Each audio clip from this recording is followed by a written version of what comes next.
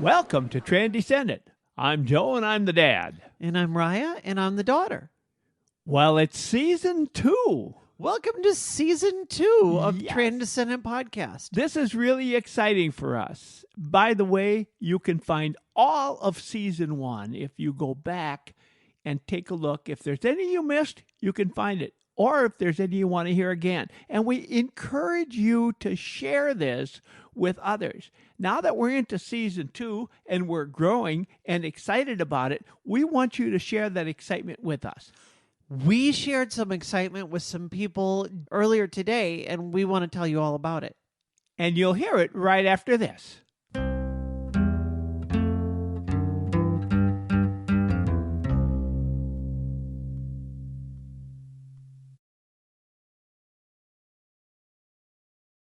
We were invited by the largest Rotary Club in the district to come in and talk about our podcast.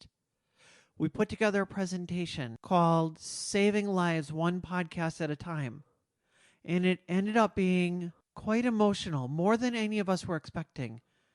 We wanted to share that with you right now. The sound is a little different, so stick with it because I think it'll be worth it for you. We'll see you at the end of the podcast.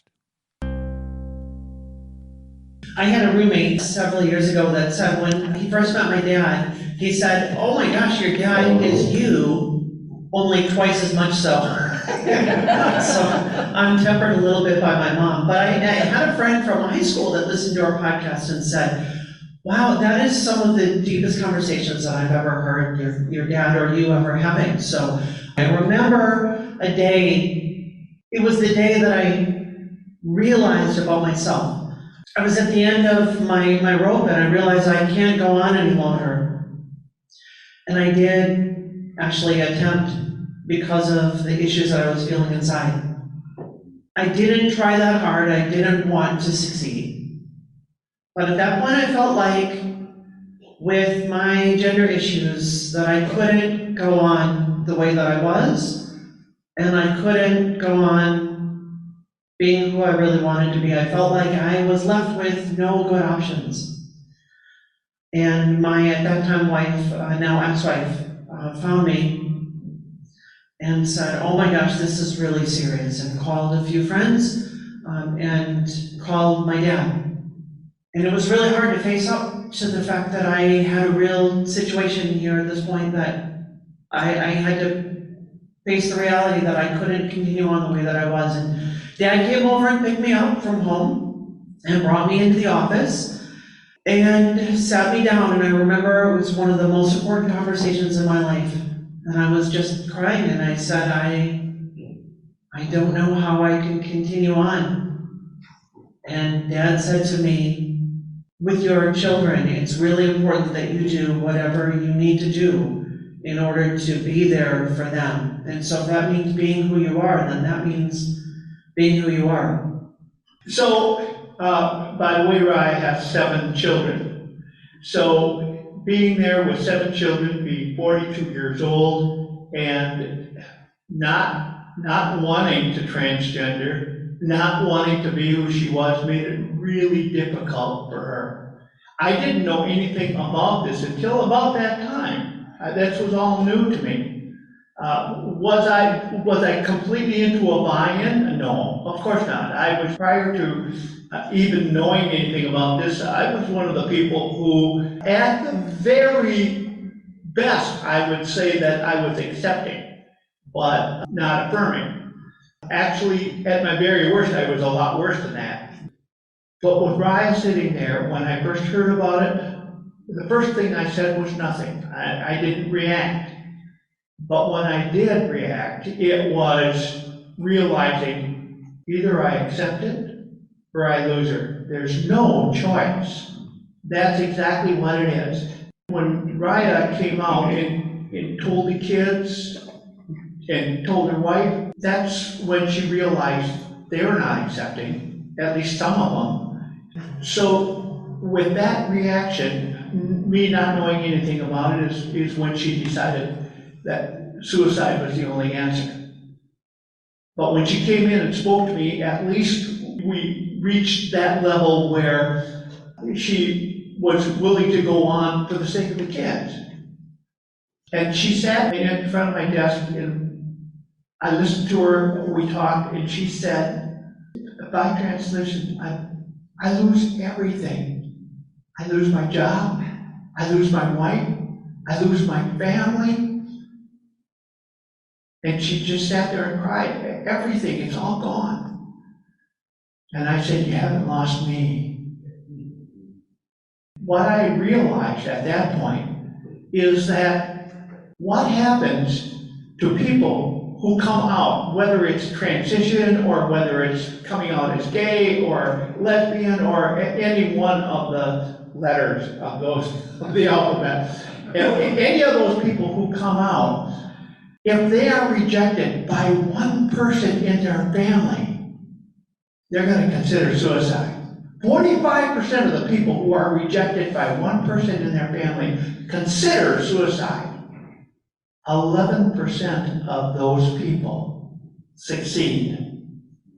So we came up with the idea of doing a podcast, and I came up with the idea of calling it Transcended. Transgender, my descendant, and we took it from there. My sister actually made the logo here that you see with the hands together. The idea is that we are a podcast that's about relationships and we are about love. We're not asking you, you may have different views on LGBTQ plus issues. We're not asking you to change your viewpoint on those, but we are asking you to care. And that's the idea here. We're not a political podcast. We discovered early on, as we looked at other podcasts, there's a lot of podcasts, or anytime these issues come up, where people are very angry, or they're talking about, look at what these bad people are doing, this sort of thing. And that is not at all what we do. For those of you that know my dad, you know Dad gets along with everyone. And that's really what we do with our podcast, is we are talking about building and strengthening relationships. It's the idea, first of all, we began by saying it's a podcast that we're dedicated to keeping families together. But we've since kind of morphed that a little bit to say we're trying to save lives one podcast at a time. And I believe it's working. I got some reaction from people. It has been quite positive. Every one of our podcasts is different. Every one of our podcasts is always positive, and we're trying to encourage people and give them hope. The worst thing that anybody can have, no matter what your situation is no hope. When they think there's no hope, that's when they consider suicide. It's really difficult. A lot of people say, well, I just don't know anything about that because I don't know anybody who's gay or lesbian or transgender. Yes, you do. Unless you know nobody, unless you're a hermit, I will tell you, you know a lot more people than you think. The person that I first told, by the way, is a past district governor of Rotary. He was visiting us in Texas at the time when I told him the story, and his first reaction was, holy! And you could see he was definitely surprised and definitely not engaged. He eventually moved to the point of being accepting but not affirming. After listening to our podcasts, now he's come back to me and he's saying, this is really good, this is really important. He realizes in his own mind, if we're really going to connect, if she's really going to be the daughter that I always thought she was, if we're going to have that relationship that we lost,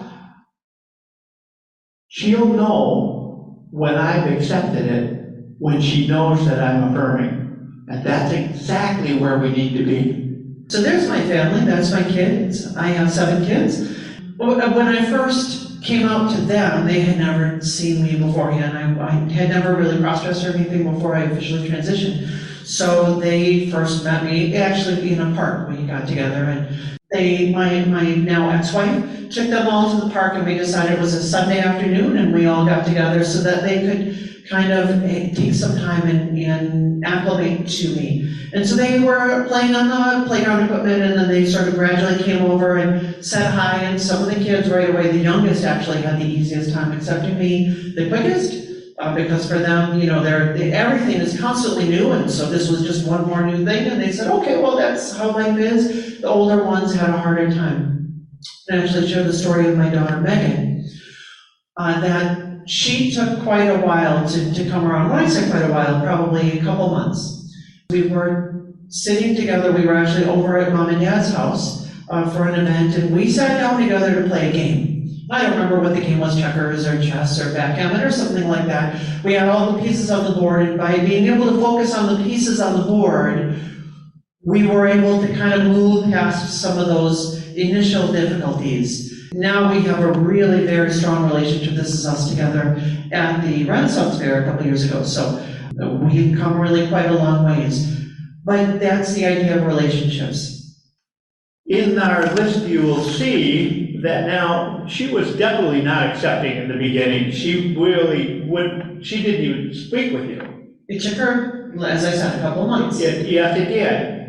And now she is very affirming, very accepting. She went to the Pride Center when she was in college and tried to understand as much as she could. On April 17th, we did a podcast. She was our guest. And she talked about when Dad transitions. And we were really quite proud of her. It became a wonderful podcast for her. It's one of by the way, there's a whole year's worth here, so. And each one is different. We set up a little studio in Dad's basement. It was when we were in Texas, just hearing about this whole thing and realizing when I got the statistics about the fact that there are people out there that consider suicide, almost half of those people. Wow, that's a lot. And that's really where it came from. And we practiced for a year and a half. We did a year and a half worth of podcasts before we decided to go live. And when we went live, we only used 2 of those podcasts that we created. Everything has been fresh and new each week. Comes out every Monday. So we've been podcasting now for just about a year. Our 1-year anniversary will be on September the 1st. I think actually the 2nd. Yeah. So we're very, very proud of that. We have all kinds of episodes every week. It took us a few at the beginning, I think, that we missed, but now we've been consistently every single week, at least since the beginning of the year. Some of the ones that have been especially interesting to people, we talk about bullying, we talked about 15 things your LGBTQ loved one won't tell you. That's one of our most popular ones. We've got a couple where we've done interviews with some folks here from Rotary. We've got one of our most popular ones was with Dr. Pete Gasper, who I see us joining us online. Welcome, Pete. And so we had him on June 19th. That was a really good podcast. And Wilson Rome we had. And we've got one of my favorites, Joe and Araya's Ultimate Guide to Happiness. We talk about people that are skeptical and welcoming and saying, you're welcome here. We're not asking you to change. We're asking you to care. Let's go to questions. Chuck. I'm more of a testimonial than a question. I've been listening for what, 6 months, Joe? Mm-hmm. Somehow. And if you have, I really encourage everybody to listen to the podcast. There's a couple episodes. The one with your daughter on was just, I'm driving down the road kind of wiping tears from my eyes. Was it that bad? And then you had one recently on pronouns. Yes. And I'm, like most people, you don't like change. You're like, oh, really? Do I have to? Right? But I thought you did an excellent job on that one as well. So you guys are doing, the conversations are so intimate, so honest, and all done with that whole purpose of love. It's just really comes through. Really great stuff. Wes? What's been the time frame from when this started to today? Has to be a period of time. Any idea roughly the time frame? Are you talking with the transition or with the podcast? So with the transition. With the transition, so I have always known since I was a child that I had some kind of issue, but I didn't know quite what the issue was. We oftentimes will say on the podcast, if you know one transgender person, you know one transgender person. everybody's story is different. And my particular story is that I know my entire life that I had something going on, but I thought, I'm not like those weird transgender people. Because the story that I'd always been given is the person that felt like they were a woman trapped in a man's body, and that has never been my experience. But my experience that I would have described is that if you had given me a button that I could press and instantly become a woman, I would have done that at any time in my life. So it was really through therapy and through seeing somebody really in my 40s, when I just hit my 40s, that I realized I can't continue on. And my therapist said to me,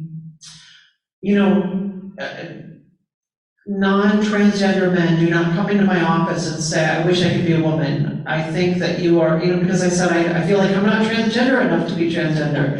And she said, you're obviously having issues, so you need to face up to where you are. So that's kind of, it's been sort of coming, it's like a snowball effect, that you sort of hit a point, if you imagine like burnout in life, where maybe you're working a job that all of a sudden, there's one day you say, I can't go into that job anymore. And it was sort of that, but more so. I just thought, I cannot continue to live this way any longer. And if you had a chance to go back, would you? If I had a chance to go back? Yeah.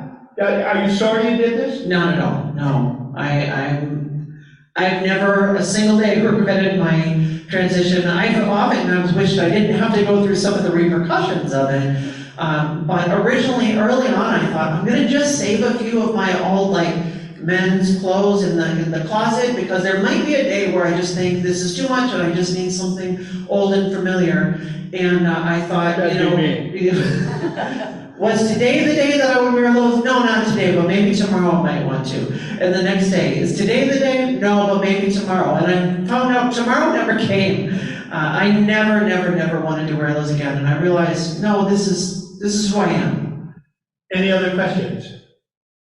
Platforms that your podcast is on? Is it on Apple Podcasts or Spotify, or how is it found? Anywhere you get your podcast. So yes, both of those. If you go to iTunes and you do podcasts there, just search for Transcendent, or I listen on Spotify. I listen to all my podcasts on Spotify. But most other platforms as well. I think there's a Google.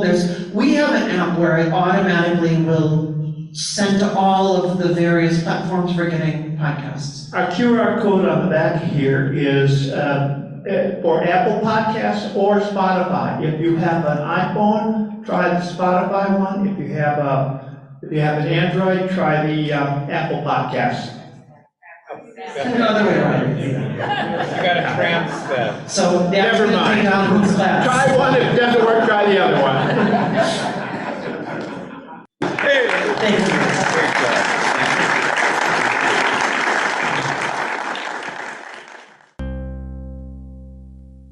We weren't sure just how we were going to be received to a general audience, but I know they were interested in the podcast. We made sure they were also interested in our history. And I think we were very pleased with the response, as you can tell by the reception at the end. We hope you enjoyed hearing the presentation. It was a lot more emotional than I think we were quite expecting that it would be. So we were really glad to be able to share this with you, and we hope that you got something out of that. We've also got some big news that Dad is now officially a published author. He's just released his memoir. It's called I'm Hearing It. That's HEARIN'. It comes from something we used to say when I was in the military. I'm hearing it. But it covers my life from my earliest memory right up to just about today. You can get it for $19.95 on Amazon.com. You'll hear the story that you heard today as we talk about my transition. That's one of all kinds of stories. Check it out. And with that, we hope to see you again next week. And next week, the podcast is... Oftentimes, we're assuming that everybody is an ally, but we recognize that not everybody is. And next week is an episode for those folks. See you Monday morning.